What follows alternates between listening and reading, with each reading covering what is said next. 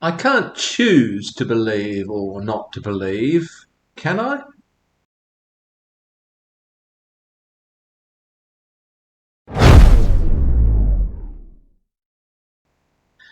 I often hear atheists saying that they haven't chosen not to believe in God, they just don't believe.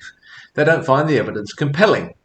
They'll argue that you can't simply choose to believe in something, you either believe in it or you don't.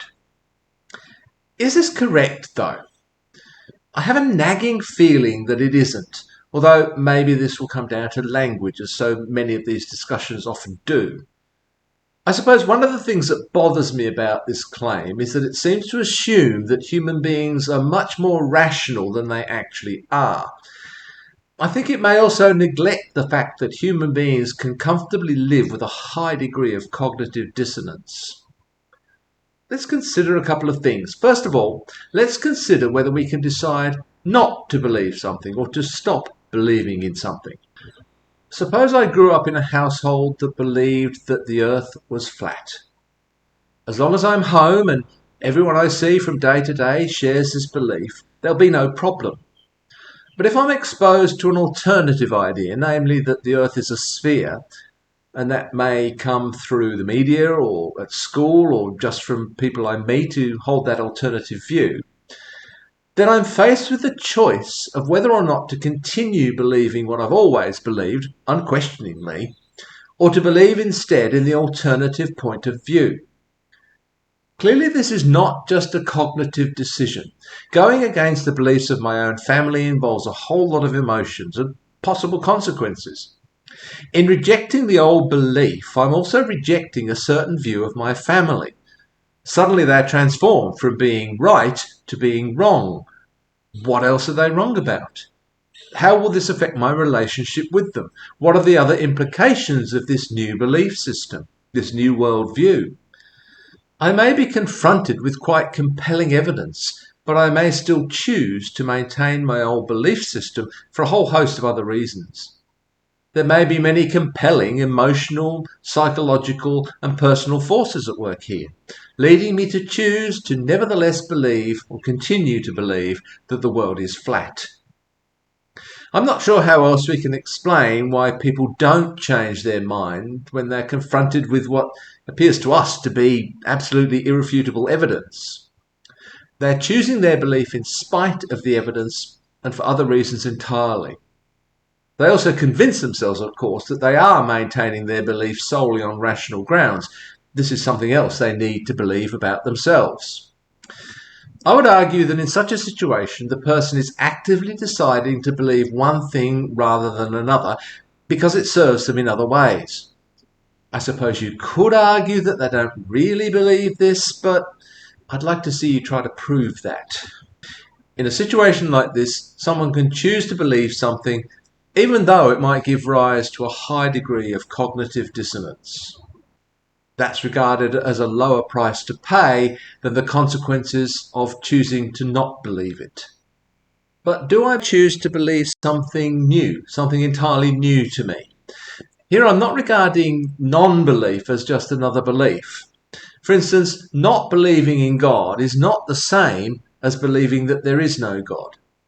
The latter is an alternative, positive belief. On the one side, I believe God exists. On the other, I believe God doesn't exist. That's not what I'm talking about here. I'm talking about a non-belief. I don't believe God exists. That this is not another form of positive belief can be demonstrated as follows, I think. I can go through my life not believing in platypuses, not because I've decided they don't exist, but simply because I've never seen one or even encountered the concept before. I can say of that person that they don't believe in platypuses, but not that they believe that platypuses don't exist. I'm not thinking of someone who holds some alternative belief. They simply don't hold that belief, having never encountered it before, having never encountered the concept before. It's not a question of replacing one belief with another, but believing something new with which we're confronted. So, our hypothetical person raised on the island of Utopia, among people who have no concept of platypuses, comes to the mainland and encounters a passionate conservationist, standing by the side of the road, who's concerned about the plight of the platypus and is regaling people with his concerns.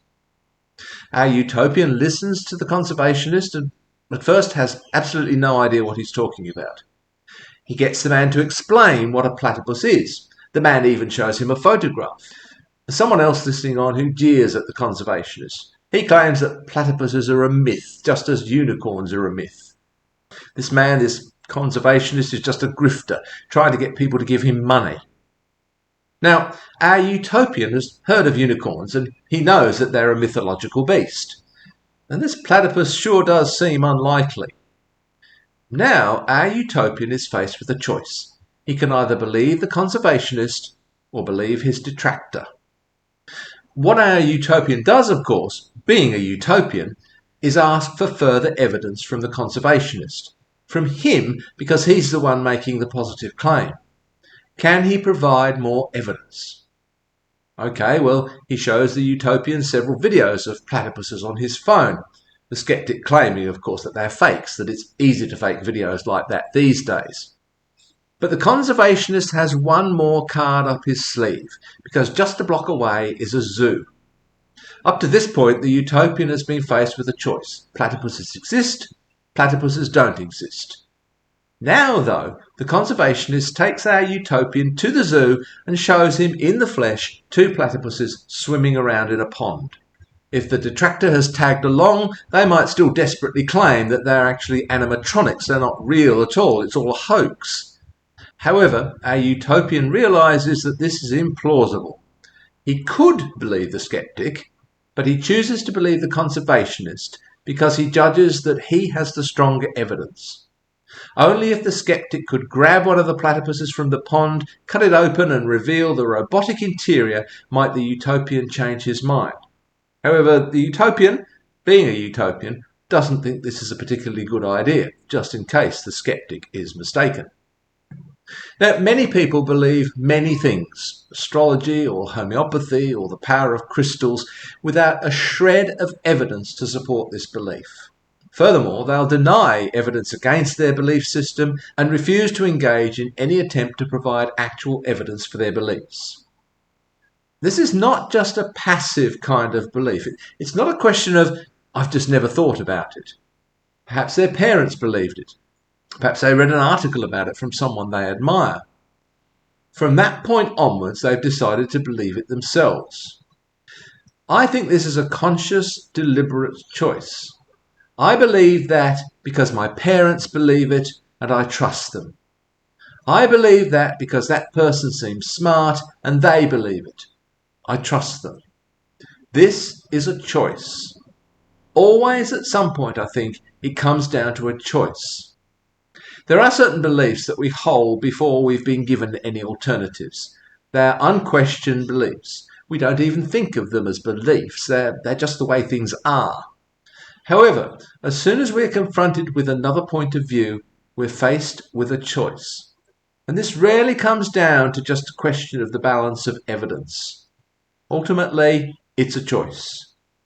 So I'm inclined to disagree with those atheists who argue that you either believe something or you don't. I think this is a naive and simplistic view of how the human mind operates. And I will affirm here and now that I choose not to believe in God because I find the evidence unconvincing. I could choose otherwise, despite that lack of evidence, as very many people clearly do.